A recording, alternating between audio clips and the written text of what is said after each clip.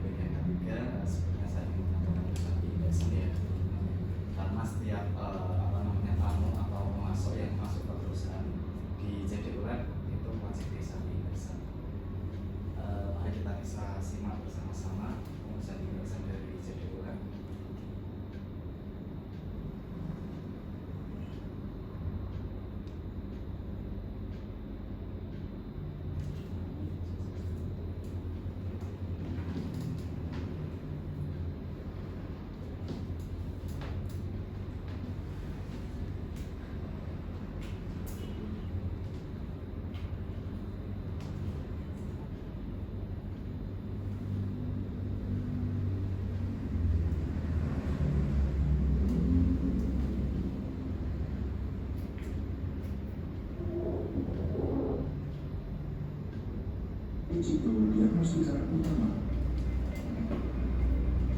Cirilem adalah laboratorium pengujian yang beralamat di Jalan Abdurrahman Saleh, Nomor 26 Semarang, dan merupakan laboratorium yang telah terakreditasi ISO 17026.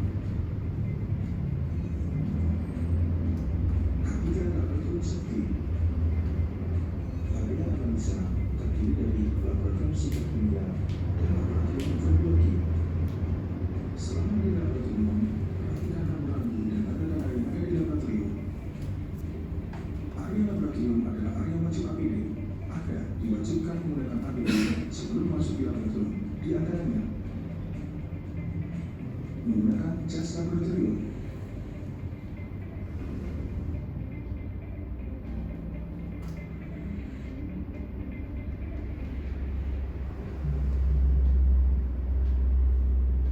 menggunakan handscool,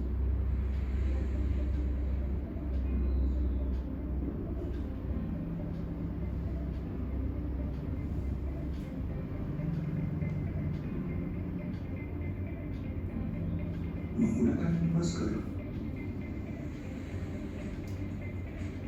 menggunakan kacamata safety,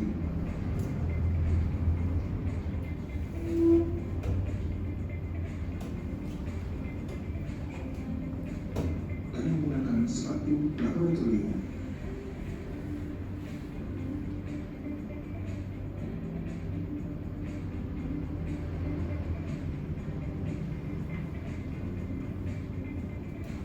Sesuai dengan aturan KMQ nomor 6 tahun 2009, Cirilem menerapkan jalur laboratorium untuk kegiatan di laboratorium agar tidak terjadi kecelakaan kerja. Apabila terjadi kecelakaan kerja seperti terkena percikan cairan kimia pada mata atau tubuh, segera menuju IPOS atau SOWON untuk pertolongan pertama. Tanggap darurat terhadap kebakaran. Apabila muncul api atau terjadi kebakaran, perhatikan langkah-langkah berikut. Tekan tombol emergency. Matikan sumber listrik. Jangan panik dan segera keluar ruangan.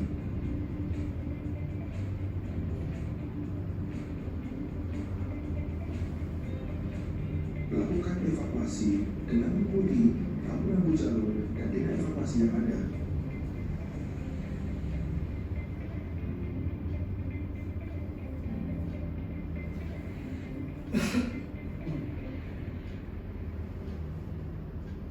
Hingga Anda aman sampai di titik kumpul. Padamkan api menggunakan apar dan segera hubungi pemadam kebakaran. Tanggap darurat terhadap gempa bumi. Apabila terjadi gempa bumi, segera berlindung di bawah meja atau material yang kokoh sebelum Anda melakukan evakuasi. Demikianlah safety induction Cirilem. Stay safety, stay healthy.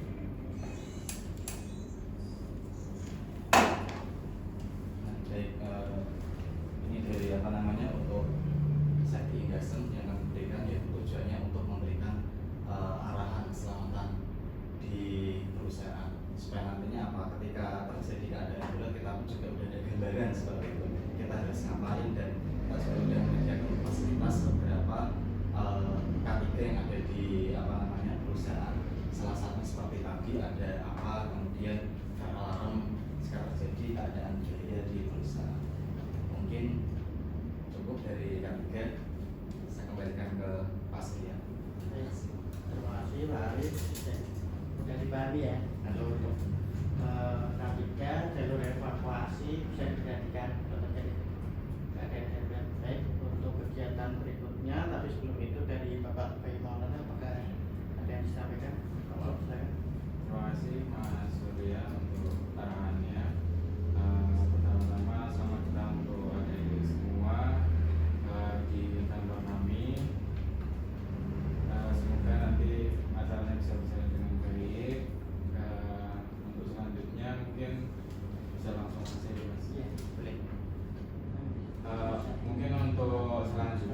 nanti kita ke TPS-nya setelah dari sini aja dulu, gimana? Jadi kita interview dulu di sini, nanti baru kita ke lapangan. Oke. Itu untuk sesi wawancara nanti dengan Pak Ferry Maulana, nanti biar lebih relax. Saya dan Pak Ali kebetulan sedang aktivitas.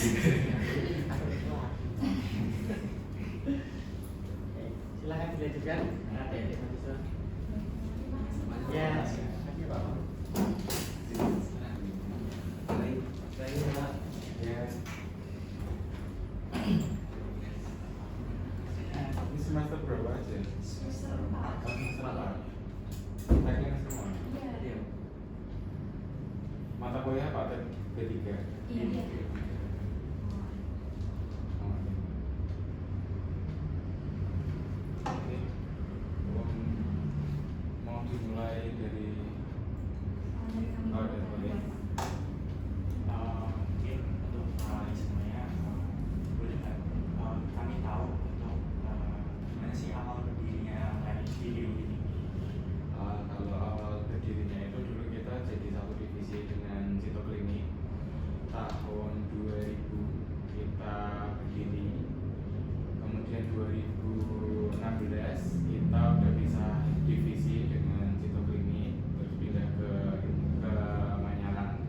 Dulu itu kantornya ada di Indraprasta, jadi satu divisi sama klinik, jadi masih satu Citoklinik, cuman beda divisi. Dulu kita divisi kecil, divisi lingkungan. Terus sekarang udah pecah divisi, sekarang kita berdiri sendiri di laboratorium pengujian lingkungan. Sampai sekarang kita udah 26 tahun.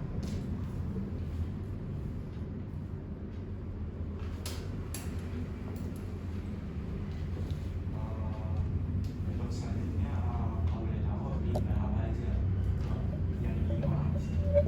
Kalau limbah B3 ya, limbah B3-nya itu kita dari proses utama itu kan sebenarnya limbah B3 itu ada dua ya, spesifik sama non spesifik. Kita itu di limbah spesifiknya dari proses utama. Spesifik itu kan proses utamanya memang kita menghasilkan dari B3 itu sendiri, karena banyak bahan-bahan kimia, bahan pelarut itu kan maksudnya B3. Golongannya itu macam-macam, tapi kita golongkan jadi golongan A108D sama B104D itu golongan cair sama padat. Jadi kalau padat, semua golongan padat yang kita hasilkan seperti botol terkontaminasi, terus botol reagen kaca yang terkontaminasi B3 itu maksudnya ke kategori B104D, kemasan terkontaminasi B3. Jadi kalau untuk yang cair itu maksudnya di A108D, di limbah cair terkontaminasi B3.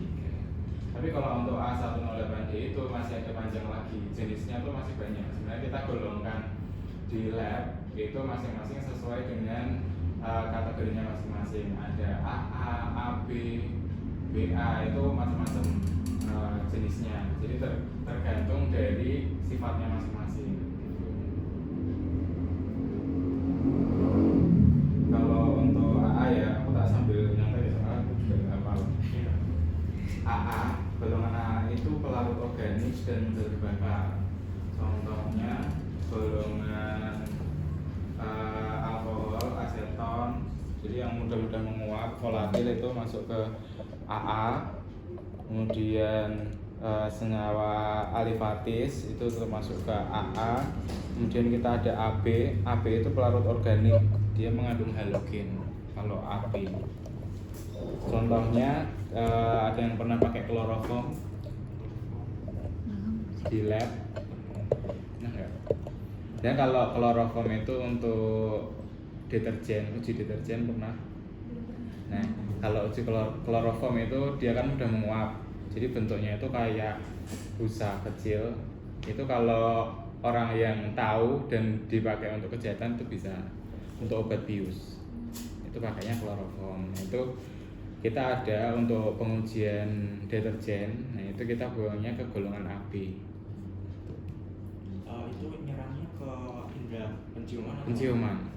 Jadi biasa kalau teman-teman nih, kalau pengujian deterjen terus pakai bahan kloroform, terus nggak sengaja kehirup, biasanya nggak langsung, tapi nanti efeknya, terus nanti bisa tidurnya lebih panjang, biasanya gitu.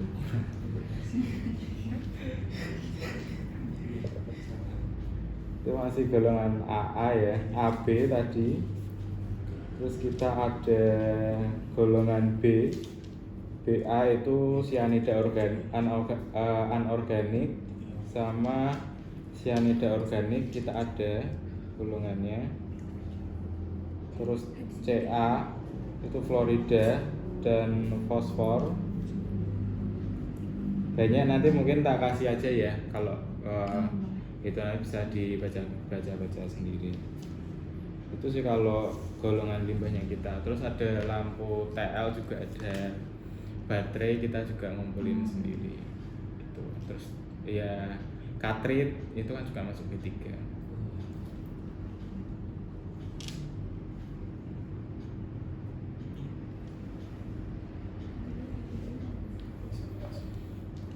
Terus nih Pak, pertanyaan selanjutnya, gimana sih sistem penyimpanan limbah B3 di perusahaan ini? Apakah ada TPS khusus untuk B3-nya? Kalau penyimpanan kita ada TPS-nya. Jadi sistem penyimpanannya itu sebenarnya berdasarkan rincian teknis. Kita itu kan ada dokumen lingkungan. Jadi untuk penerbitan izin TPS dulunya memang ada izin TPS, tapi sekitar 2020 jadi sekarang digabung sama dokumen lingkungan, namanya persetujuan teknis atau rincian teknis. Nah kita pakainya rincian teknis karena skala kecil. Nah di rincian teknis itu ada izin terkait TPS-nya juga. Jadi udah ada yang ngatur limbah tersebut bisa disimpan berapa lama. Sebenarnya untuk penyimpanan paling lama di kita itu adalah 180 hari untuk semua golongan. 180 hari, ada yang 360 hari juga. Dan tapi dengan skala TPS-nya kita yang kecil, jadi kita bisa menyimpannya itu kita persingkat. Jadi sekitar 3 bulan sekali untuk pengangkutan. Jadi sekitar 90 hari kita udah buang. Jadi nggak sampai 180 hari, walaupun di rincian teknisnya itu sampai 180 hari.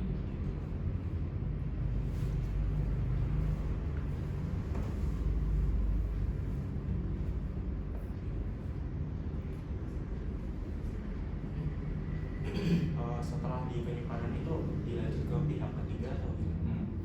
Jadi dari setelah penyimpanan itu karena kita tidak mengolah sendiri, jadi kita pihak ketiga kan dengan bekerja sama dengan vendor pengangkut dan pengolah limbah. Itu kita kerjasama pernah dengan TLI atau dengan ARAH. Kalau sekarang yang masih berjalan sama ARAH. Tapi kalau ya dari PT ARAH itu mereka hanya pengangkutan. Jadi pengolahannya mereka ada pihak ketiganya lagi. Jadi kita harus punya nih sertifikat pengolahan dari yang pengolahannya limbah si ARAH ini. Jadi semua itu sekarang terintegrasi jadi satu. Sekarang itu aplikasinya namanya dari KLHK itu SPID, Sistem Pelaporan Elektronik apa gitu saya lupa. Pokoknya SPID.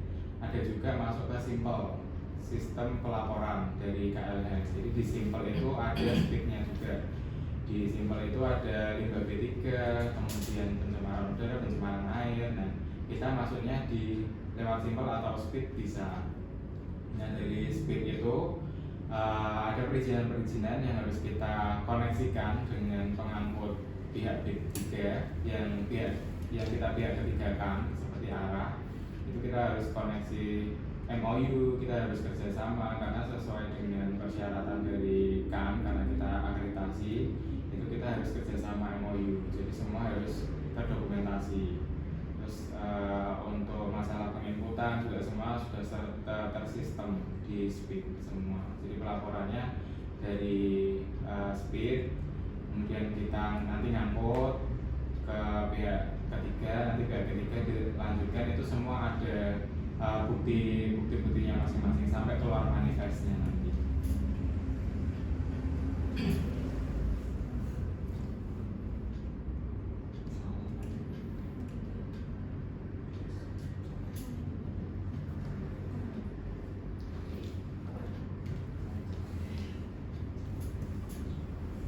ya Pak kalau Enggak ada apa-apa, diskusi. udah tenang aja.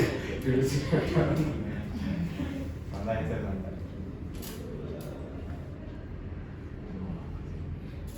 Saya izin tanya ya Bapak, untuk prosedur penanganan jika terjadi tumpahan atau kebocoran limbah B3 itu gimana?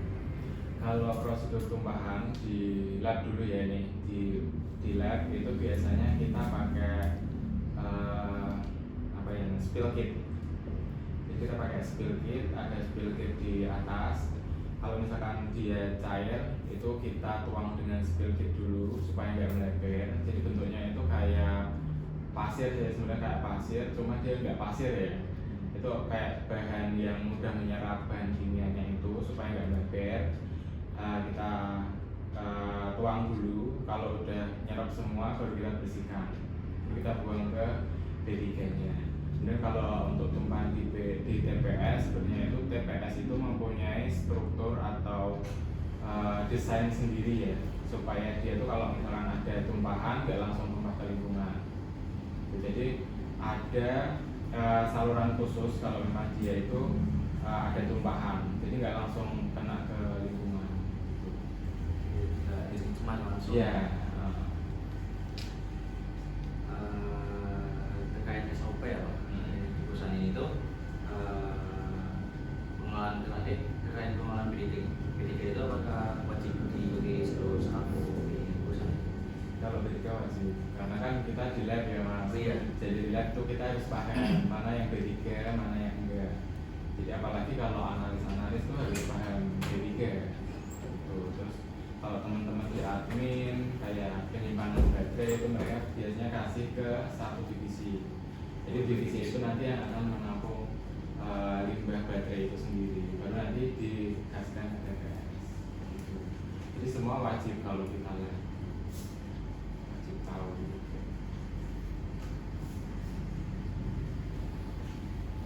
Terus kan kalau misalnya ini pastinya mengalami limbah B3 kan, kira-kira tuh berapa sih rata-rata yang dikeluarkan setiap bulannya atau setiap minggunya? Rata-rata sampai 1 ton. Itu setiap bulannya. Enggak setiap ya setiap bulan 1 ton, tapi jenisnya macam-macam ya. Kalau misalkan per pengangkutan itu kita durasi sekitar 1,5 sampai 2 bulan. 1,5 sampai 2 bulan untuk golongan A108D itu yang masuk golongan H atau golongan lain-lain di luar yang saya sebutkan tadi. Itu ada, kalau kita biasa ngangkut itu 1100 kilo, berarti 1 ton 100 lah. 1 ton 100 itu untuk yang golongan H. Golongan yang jerigen yang lain yang AA, AB itu nanti juga bisa sampai 1000-an juga, 1 tonan gitu. Cuman kalau yang B103 kita udah agak berkurang, sekitar 200-an aja sih, 200 kilo.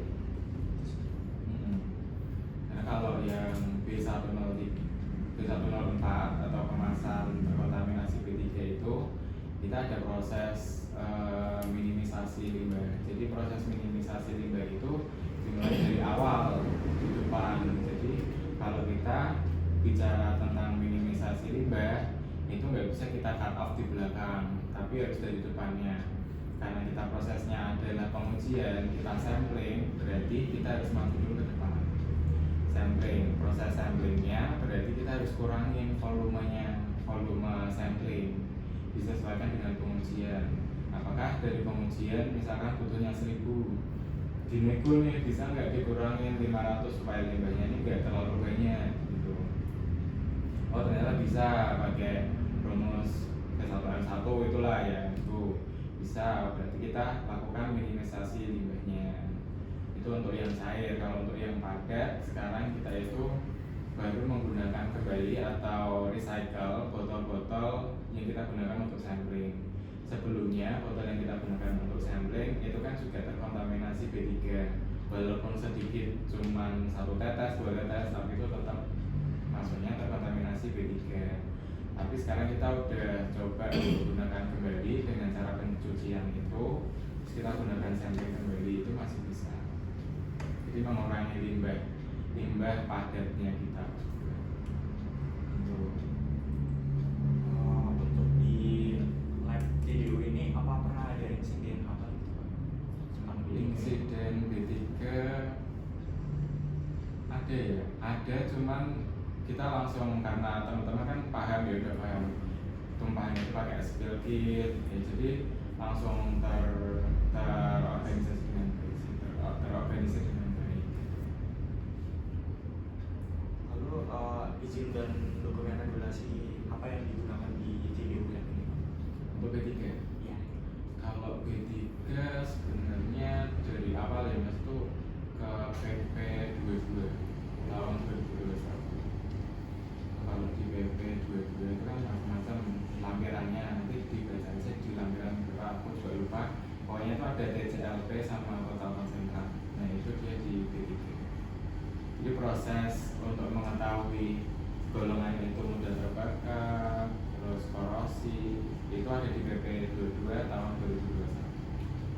Penentuannya awal tuh di situ di limbah B3